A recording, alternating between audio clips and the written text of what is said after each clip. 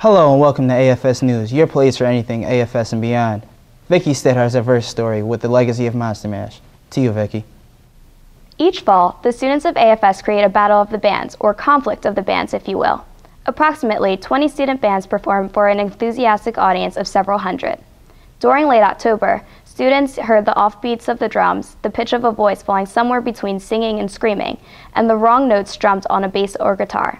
As Monster Mash approached, the mismatched sounds formed actual coherent music. Year after year, the leaders of Monster Mash, the seniors, leave, and students wonder how Monster Mash is going to continue. Questions run through their minds about whether or not it will be fun, how many people will show up, or who will actually perform. Over time, students that play in Monster Mash are associated with the concert. One of the figureheads of this show for the past 2 years was Steve Pettit. Well, who headlined and led Monster Mash this year? Many seniors gave outstanding performances, and some played in several bands, but Tom McMenamin drew blood rock in 6 bands, proving that it never dies and someone is always ready to shift into the legacy a senior left behind. The wheel is not only turned by these leaders, but by the new participants in Monster Mash, the freshmen and the new kids. Laura Gasitz, a new junior, blew us away with her versatile voice that could sing Hitchin' a Ride by Green Day, and That's What You Get by Paramore. Maddie McCarran, a freshman, made an impression in her cover of Van Morrison's Gloria. These rising headliners will keep the torch burning, and Monster Mash will continue to gain new leaders. Thanks, Vicky. And now to the performing arts here at AFS. I do not believe I have ever laughed as hard during a play as I did seeing The Government Inspector on opening night. The costumes of every character were well done, accurate to the time, and very detailed. The stage crew worked well to provide seamless scenes transitions, and the cast brilliantly played off mistakes made on stage. Actors Elizabeth and Tom Gurin found a bizarre and tight rhythm as they continuously interrupted each other in the first scene. Of course, the fat suits only added to their humor on stage. Sammy Tress and Becca Greenberg did an amazing job, both individually and together. Their portrayal of a corrupt mother-daughter relationship was accurate, funny, and well done. My personal favorite portrayal was the housemaid, Cecilia Zeman DeStefano's character. She was so funny, and I loved the way she embraced her role. She stole the stage every time she was on it, although that wasn't often. Gabe Sansom and Sasha Rajavin worked perfectly together, both giving off their own individual characters as well as working to better the stage relationship between them. All in all, I loved the play, especially the plot twist at the end, and only wish that I could have seen it again. Now, rather than show you clips from the performance, here are some clips from the rehearsals preceding opening night. Actors stand by. Speech over. Music, go. In other news, your sister has gained so much weight, I've taken up the cellos that will have something smaller to hold on to.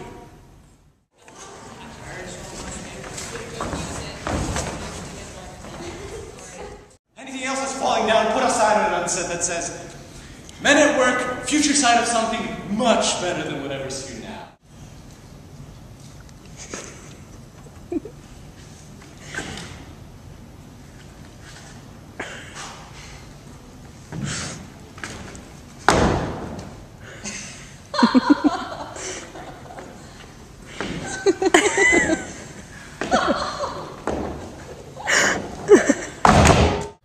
That was great, Maddie. There sure is a lot of work that goes into production of a show. And now to some sports news on campus. After another summer that was seemingly all too short, AFS students were welcomed back to school by a dazzling varsity soccer field and a new state-of-the-art Tho gym. While the first day of school felt like a surreal Christmas in September for the athletes of AFS, it seemed uncharacteristic of our school to spend the whole summer focusing on the athletic program, which is always competitive, but it oftentimes seems to take the back seat to other branches of our Quaker community. In catching up with Upper School Admissions Officer John Silvers and Head of Development John Harris, both men made the groundbreaking summer a lot clearer with the insight brought from their areas of expertise. John Harris illustrated the recent athletic renovations as just the beginning of a serious campaign that will further enhance the program here at school. As the most recent development campaign focused around the ECHO program, faculty salaries, and student support comes to a close, Harris offered that the Tho gym and new soccer field were completed to ultimately raise excitement and provide momentum for the next campaign. His job at AFS as the head development is to encourage donors to give to various campaigns and projects that further enhance our school and education. From the sound in Harris's voice, this summer can only be the beginning of what is to come for sports at AFS. John Silvers said that while athletics are an integral part of our admissions program, the direct effect really varies from family to family, and while the program does lean on campus attractions such as the new soccer field and third gym, it leans on our academics facilities just as much. Silvers made it clear that the focus of last summer was not for academics to take a back seat to athletics, but for AFS to continue to grow as a rare, multifaceted institution that provides every type of student the chance to explore what they love. When asked to make a general statement on the importance of athletics on admissions, Silvers said, "The real effect is on the education of our students. A lot is learned on the athletic fields that can't be learned in the classroom." Thanks, Tim. After a huge win on January 3rd over Life Center Academy, the AFS boys basketball team moved to 8-3 for the first half of the 2010-2011 season. For the second year in a row, the Kangaroos have propelled off their hustle, quickness, defense, and perimeter shooting. According to a Max Preps interview, head coach Steve Chadwin stated that his team's success is from running an open offense with 5 guys outside trying to create opportunities by dribbling and kicking the ball out, pulling up, and shooting. AFS's all-guard team led them to a 17-5 record last year, and this year each of the 5 players have improved through a summer of intense training and conditioning. The Friends League is one of the most competitive divisions in the Philadelphia high school basketball circuit. Therefore, the AFS Kangaroos have a tough road ahead of them. The 2 teams that will give AFS the most trouble will be Friends Central and the Academy of New Church. The Academy of New Church will be the hardest game AFS has to play this season. ANC is one of the best teams in the nation and made their mark with their 56-50 win over the #1 team in the U.S., Finlay Prep from Las Vegas, Nevada. The AFS Kangaroos have the bar set high for them in the second half of the season, as many people believe this is a championship caliber team. And now to Elliot with our Spotlight student of the show. For those of you who didn't know, we have a very talented judo master in our community. Freshman Alan Asrians has been practicing the art of judo for many years. Alan experimented with karate as a young boy, but wasn't satisfied. When a friend of Alan's father recommended judo as a more technical martial art, Alan couldn't resist. That suggestion went a long way, and now Alan practices multiple times a week at Liberty Bell Judo, always working to improve on various moves and techniques. Alan will tell you that there's a significant difference between karate and judo, and that judo uses more technique, form, and various pushes and pulls. Judo tests Alan's patience and endurance, as it involves lots of movement to perform all of the thrusts and strikes involved with the sport. Competing in a tournament each month, Alan has experienced great success, finishing first in a tournament and placing high in many others. Even with all of his accomplishments, Alan knows he has not reached his full potential, and that he must work even harder to keep improving. Alan has decided to take his martial arts background to the wrestling mat, where he has already experienced success with both the varsity and junior varsity teams. He has pinned numerous opponents using the same balance and work ethic he's learned from judo. So next time you see Alan in the hallway, make sure to congratulate him on the success he has had on the mat and in judo tournaments, but try not to look at him the wrong way. Remember, he is a judo master. When AFS students were chosen to go to the Student Diversity Leadership Conference in San Diego, sure, they felt excitement, but what ran through their heads the most was what they would get out of the 4-day conference. AFS students had high expectations of what they would learn. When first walking into a dining hall full of independent school students from across the country, AFS students felt both comfort and nerves. The exercise that the students did required them to share a part of them that they may not want to share in a room full of 1,300 strangers. What was surprising was the fact that when the proctor asked if there was anyone that felt that they were being dishonest during the exercise, to stand up, no one stood. On the first day of SDLC, students from AFS discussed how they didn't learn much. Diversity activities that they participated in resembled activities already done at AFS. They were familiar with the social norms, the cycle of oppression, and had discussed racism and socioeconomic issues. AFS has advanced much further than many other independent schools across the nation. Some independent schools had only 4 African American students who were ostracized from the rest of the student body.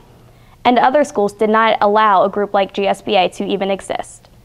Each of the AFS students were thrown in a room full of people who lived across the U.S. and were forced to speak to them. Usually, this would be a potentially awkward situation, But given that they were in a room with people that wanted to be there, wanted to learn about diversity, and were ready to listen and empathize with stories, there was a great deal of comfort. During the final meeting for worship, a girl came out to the entire 1,300 student body. None of them had known her or had talked to her before SDLC, yet she could share something with them that she could not share with anyone else back at home. Leaving SDLC, AFS students all felt a new level of inspiration. They learned about their peers and society in general, but most importantly, they learned a lot about themselves. Returning to AFS, there's an obligation to change the issues that exist in our community. On December 18, 2010, the U.S. Senate came to a decision to allow gays and lesbians to serve openly in the military. Not only is this a milestone for LGBT rights, but it also marks the end of Clinton's Don't Ask, Don't Tell era, which prohibited people who consider themselves lesbian, gay, bisexual, and transgender from serving in the military, as long as they kept their sexual preferences quiet. Advocates for the LGBT rights are excited about this change, claiming it as a civil rights milestone. Although they're very optimistic, supporters, such as Warren Aubrey of Savannah, Georgia, still keep it in perspective, saying it's a link in a very, very long chain. However, the change won't take immediate effect. Legislation says the president and his top military advisors must certify that lifting the ban won't hurt troops' fighting ability. After that, there's a 60-day waiting period for the military. And now with Josh Holland with Rolling Stone's Top 10 Albums of the Year. Thanks, Mike. Rolling Stone released their top albums of 2010, highlighting the 20 most musically and culturally significant records of the year. Here are those that cracked the top 10. LCD Sound System's This Is Happening sneaks in at number 10, with James Murphy leading his team of New York musicians as they illustrate love and all its stages. Eminem's Recovery not only made him the comeback artist of the year, but found itself at number 9. And Robert Plant's Band of Joy revealed his edgy side while leaving Jimmy Page in the dust at number 8. Drake's debut LP, Thank Me Later, certainly delivered at number 7, while Vampire Weekend's sophomore album, Contra, was a risky and versatile number 6. No matter how gruff Jamie Johnson may look, his album, The Guitar Song, at number 5, proved that he is Nashville's star who is up to the challenge of keeping the old country tradition alive. Arcade Fire's The Suburbs, at number 4, is a truthful sonata that screams boredom but beauty within the straight-edge towns of America. Leon Russell and Elton John combine their greatness as not only friends, but sheer rock icons with their record, The Union, that sits at number 3, while the Black Keys Brothers climb to number 2 as their best album to date. And that leaves us with our number 1, a man who took his jumbled life and created a jumbled masterpiece with My Beautiful Dark Twisted Fantasy. Kanye West brings us a less than humble number 1 to complement a less than humble hip-hop giant. From the AFS News Show, I'm Josh Holland. Thank you, and enjoy the rest of your day.